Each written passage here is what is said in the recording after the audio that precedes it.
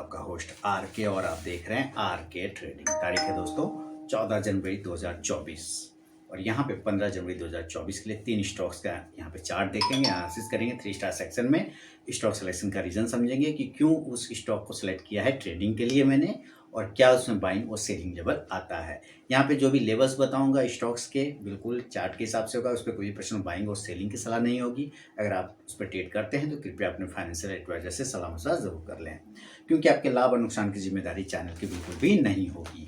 तो सबसे पहला स्टॉक आपके सामने में जो है चार्ट लगा हुआ है, बर्जर पेंट का चार्ट है यहाँ पे, है ना।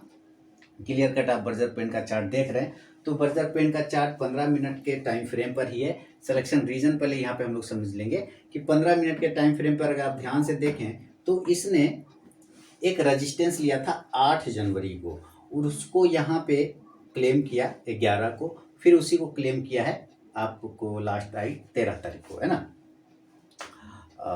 सॉरी 12 तारीख को लास्ट, है ना। तो ये 3 बार से 4 बार इसको देखिए एक क्लेम करने के लिए ये एरिया इसको मिल गया, यानी ये 3 बार का रेजिस्टेंस बन गया ये लाइन।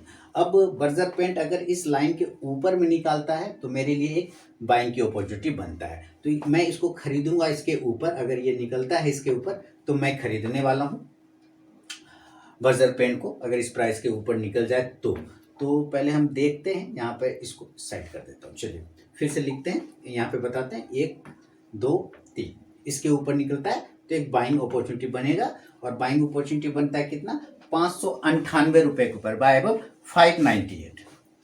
जी हाँ, 598 के ऊपर एक खरीदारी बनती है मेरी और स्टॉप लॉस इस कंडीशन में 594 रुपए का लेके चलूंगा। जो टारगेट बनेगा यहाँ पर पहला वो 602 रुपये 602, दूसरा टारगेट 606 रुपये 606 और तीसरा 610 610 रुपये का बाय साइड में। लेकिन ऐसा ज़रूरी नहीं है, हो सकता है यहाँ पर से जो एक सपोर्ट एरिया बना रहा है उस सपोर्ट एरिया के नीचे अगर ये तोड़ देता है तो सेलिंग साइड में जा सकता है। तो इसके लिए सेल के जो लेवल निकलेंगे यहाँ से इस लाइन के नीचे गिरने पर सेल होगा, तो सेलिंग का लेवल मैं यहाँ पे लिखूंगा। हम लोग सेल करने वाले हैं, इसके नीचे जब निकलेगा तो मैं सेलिंग की तरफ देखूंगा 593 रुपये के नीचे, सेल बिलो 593, जो स्टॉप लॉस होगा वो 597, 597 रुपये का स्टॉप लॉस लगेगा। और जो टारगेट होगा इस कंडीशन में 589 589 रुपये का, दूसरा टारगेट 585 585 रुपये का और तीसरा 581 581 रुपये का। शुरू के 5 मिनट बिल्कुल भी आपको ट्रेड को अवॉइड करके चलना है दोस्तों। उसके बाद ये स्टॉक बाइंग या सेलिंग लेवल को एग्जीक्यूट करें तो ट्रेड करें, अदरवाइज ट्रेड को अवॉइड करें, क्योंकि देखिए आप फ्लक्चुएशन में फंस जाएंगे तो दिक्कत हो जाएगी। तो शुरू के 5 मिनट अवॉइड करके चलना ही चाहिए। मैं तो करता हूँ, आप अपना देख लें बाकी। अच्छा, ये पहला स्टॉक जो है वो बर्जर पेंट है, यहाँ पे आप नाम देख पा रहे होंगे बर्जर पेंट, ठीक है। अब चलते हैं सेकेंड स्टॉक की तरफ और सेकेंड स्टॉक का नाम यहाँ पे मैं लिखता हूँ और सेकेंड स्टॉक का नाम है आपके सामने में केनरा बैंक। तो चलिए केनरा बैंक का चार्ट में लेकर आता हूँ। केनरा बैंक, केन बैंक है ना, यहाँ पे आ जाएगा केनरा बैंक। देखिए ये केनरा बैंक का चार्ट आपके सामने में आ गया। तो केनरा बैंक है, यहाँ पे आप नाम देख पा रहे हैं बिल्कुल। अब देखिए इसके भी सिलेक्शन रीजन को समझिए। केनरा बैंक ये भी 15 मिनट के चार्ट पर ही आपको दिखाई दे रहा है केनरा बैंक। तो मैं इसका चार्ट को थोड़ा सा छोटा कर दूं फिर आपको और अच्छे से पता चलेगा। ये देखिए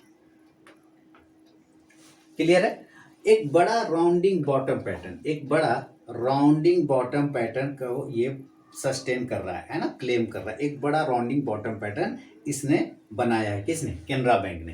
कितने मिनट के चार्ट पे, तो भाई 15 मिनट के चार्ट पे, 15 मिनट के टाइम फ्रेम पर इसने बनाया।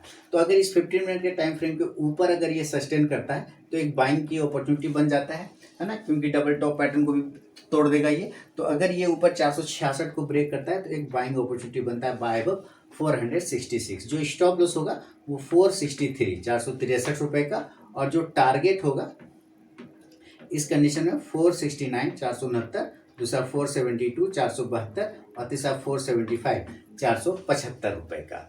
लेकिन ऐसा ज़रूरी नहीं कि ये ऊपर जाए, हो सकता है यहाँ पर जो ये सपोर्ट लिया है इसको तोड़ के नीचे आ जाए तो वहाँ पर से गिरावट आ सकता है, तो हम सेलिंग की तरफ भी जा सकते हैं। तो इसके लिए सेल का जो लेवल निकलेगा, सेल इस लाइन के नीचे, तो इसका प्राइस आ जाता है 460 रुपये का।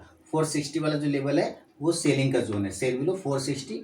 जो स्टॉप लॉस है वो 463 463 रुपये का, और जो टारगेट है इस कंडीशन में वो 457 457, दूसरा 454 454 और तीसरा 451 451 रुपये का तीसरा टारगेट 451 का। फर्स्ट टारगेट के पास अगर स्टॉक पहुंचता है तो ज़रूर अपना 50 to 70% क्वांटिटी हम लोगों को बुक करना चाहिए, क्योंकि देखिए प्रॉफिट बुक करके ही ना लोग प्रॉफिटेबल बनता है, अदरवाइज लॉस बुक करके कौन बनता है प्रॉफिटेबल ट्रेडर, है ना। तो सिंपल सा बात है, 50 to 70% क्वांटिटी बुक करना है, बाकी का स्टॉप लॉस टेल करना है। चलिए, तो ये हमारा सेकेंड स्टॉक हो गया कैनरा बैंक का। अब तीसरा और फाइनल स्टॉक की तरफ चलता हूँ, और तीसरा और फाइनल स्टॉक का नाम आपके सामने में लेकर आता हूँ। अब काफ़ी नामी स्टॉक है, अभी बहुत ज़्यादा मूवमेंट में भी है, अडानी पोर्ट। क्या नाम है? अडानी पोर्ट।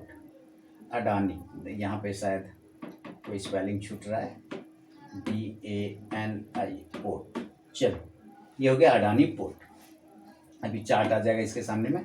अब ये आ गया अडानी पोर्ट का चार्ट, और इसको हटाइए। तो अडानी पोर्ट का चार्ट भी आप देखिए 15 मिनट के टाइम फ्रेम पर सेलेक्ट किया गया है, और एक सिमेट्रिकल ट्रायंगल पैटर्न बना के ये स्टॉक ट्रेड करने की कोशिश कर रहा है। कौन सा पैटर्न है? Symmetrical triangle pattern. 15 मिनट के चार्ट पे सिमेट्रिकल ट्रायंगल पैटर्न बना रखा है। तो अगर ऊपर का रेंज ब्रेक करेगा तो बाय साइड, नीचे का रेंज करता है ब्रेक तो सेल साइड।